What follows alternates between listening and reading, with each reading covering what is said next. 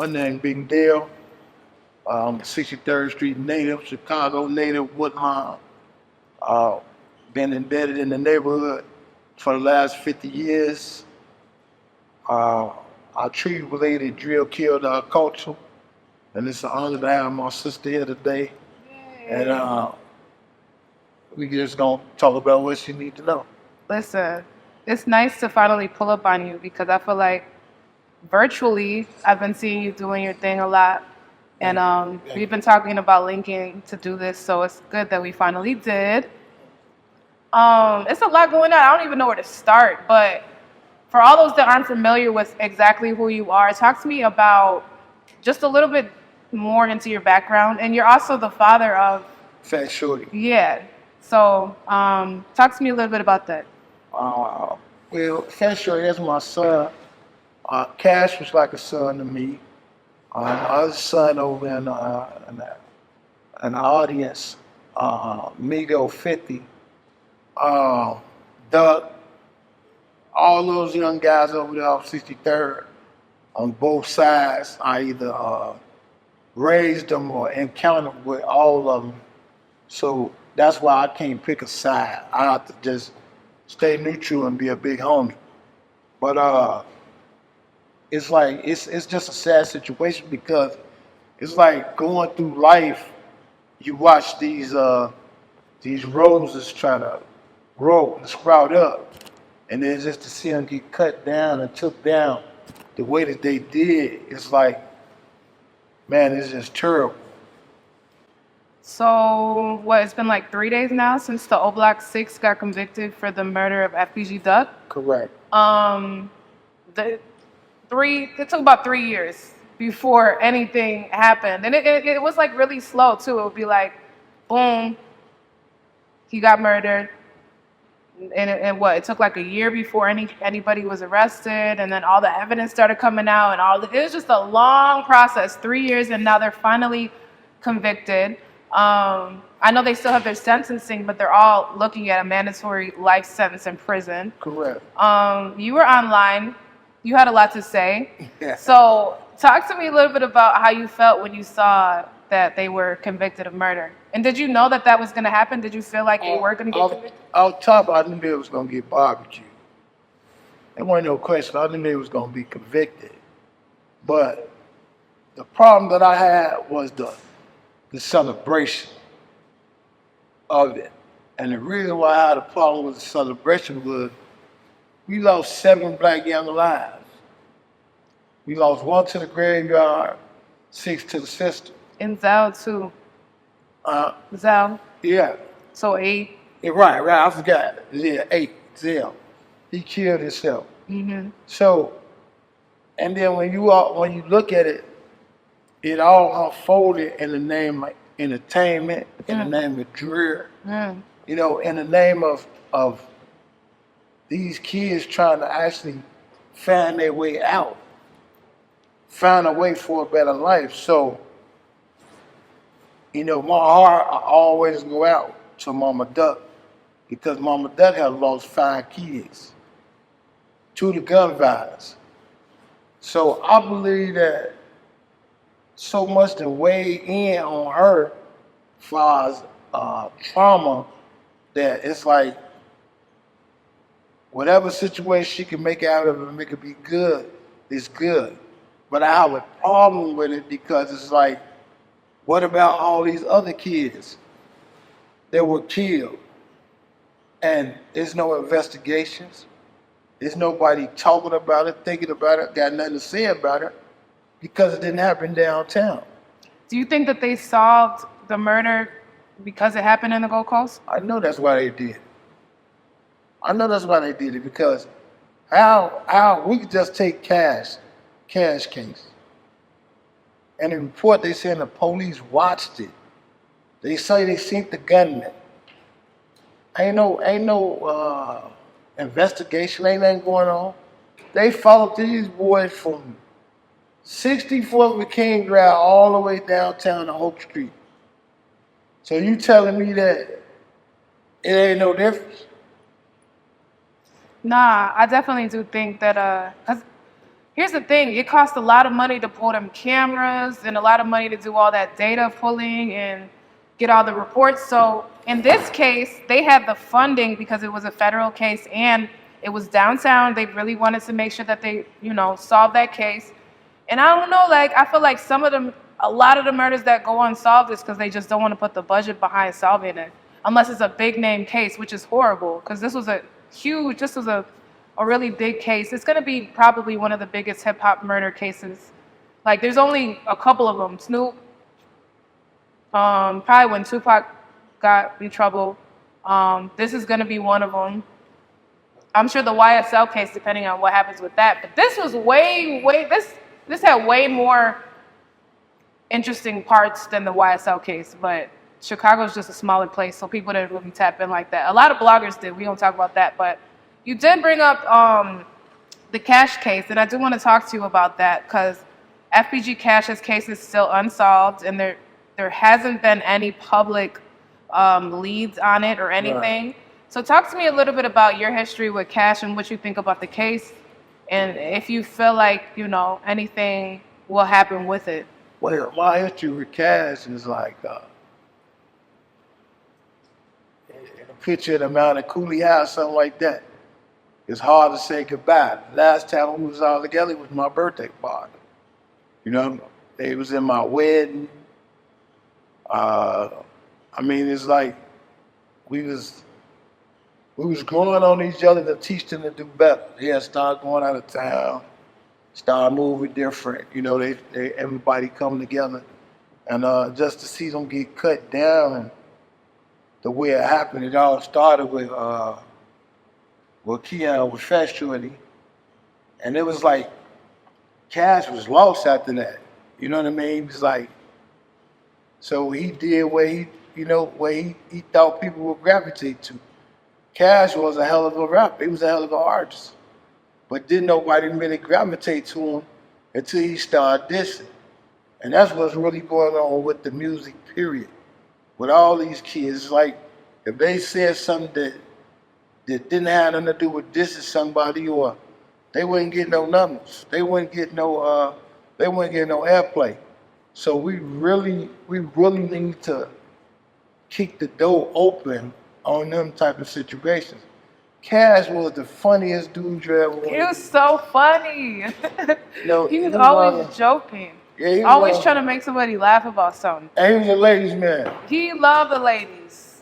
He loved the ladies. He had so many girls. Like Cash had all the girls, and girls liked him too. So he was the ladies. Because he was a jerk. Yeah, he was a jerk. him and my other son, they were jerks. They was real loud jerks. Duck was a jerk too. They had their own sense of humor in their own way, but they all were kids.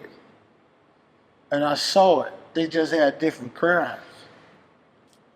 But the true thing about this, and the reason why this documentary is so important, and it's so important for me to sit down and talk to you, is because everybody telling Chicago story but Chicago. I know. So now I'm here, you here, we here to put Chicago story out.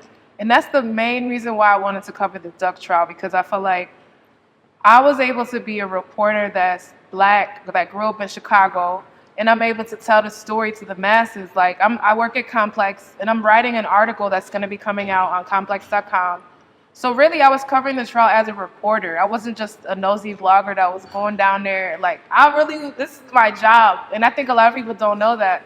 So it's like, I'm from Chicago, and I get a chance to tell people really what's going on. So it's actually really a blessing. It's not a blessing, but for me to be able to walk in my like light and truth and my talent, to be a reporter from Chicago and just help get our message out from the city. So just covering the trial was crazy because I'm unbiased too. I have no side, but I think just being with the mother of the person that got killed, I'm writing an article with her. So, I'm seeing it from her eyes, but I don't think that, the whole thing was just, the whole entire thing is sad. Like, the whole thing. If, like I said on my I did a live when the verdict was announced, And I was just saying, if everybody was alive, it would be so cool. If everybody was alive and he was just making music and everybody was, they could have kept the distance on wax. Everybody could have just kept making music. Doug was here. Vaughn, I mean, like, you know, Vaughn's case is different, but everybody was taking off. And I know you're unbiased too, so how were you able to talk to, you know, some people that might have been affiliated with the six that got locked up? I mean, that got convicted. What were those conversations like? Because there was somebody that you called me with one time. I don't know if you want to say. D-Dog. And another person too. Shoebox. Shoebox. Right. Yeah. D-Dog. I raised Shoebox. I've been doing Shoebox. And he's from Oblak. Yeah. So he's friends with Muwak. Moving up. Right. Right. So what were those conversations? I knew Muwak. Muwak worked in the church. How were you able to stay unbiased though? Well, the reason I stay unbiased is because like I said, I'm a money man. But even before you say that, even if you say you're unbiased, people still will put you in a category. Yeah, they want to put me in the category because they didn't want to look at it like I'm 50 years old. That's true. See, I know the difference. Yeah. I know what an opposition is. I know what an op is. Like, you can't be my opposition and you look like me. Mm-hmm. See, that's the Jedi man trick. There ain't nobody really looking at and really understand. And then I have to understand when I look at these young men and these young women and talk to them, I was once in their shoes. And I know how hard it is and what peer pressure is like to do the right thing and do the wrong thing.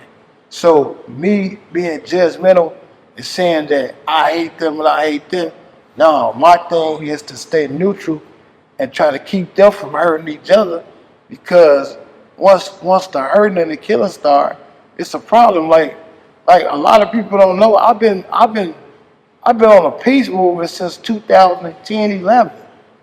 You know, but I done sat down and talked to all of them, from Vaughn, D-Gang, which is Dirk brother. Dirk, and they just had to sit down and keep it real. I had them all at the table, man. And if I ain't had them at the table, Pastor Brooks had them at the table and called me to the table. It's just the point that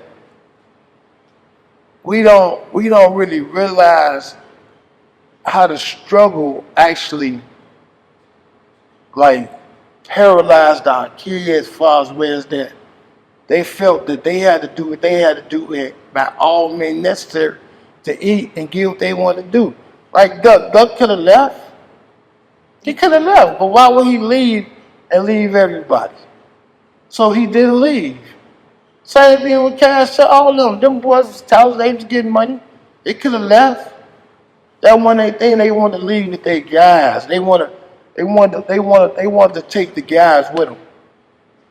And it cost them their life.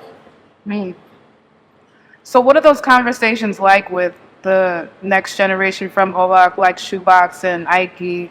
What are you telling them as far as everything that just happened?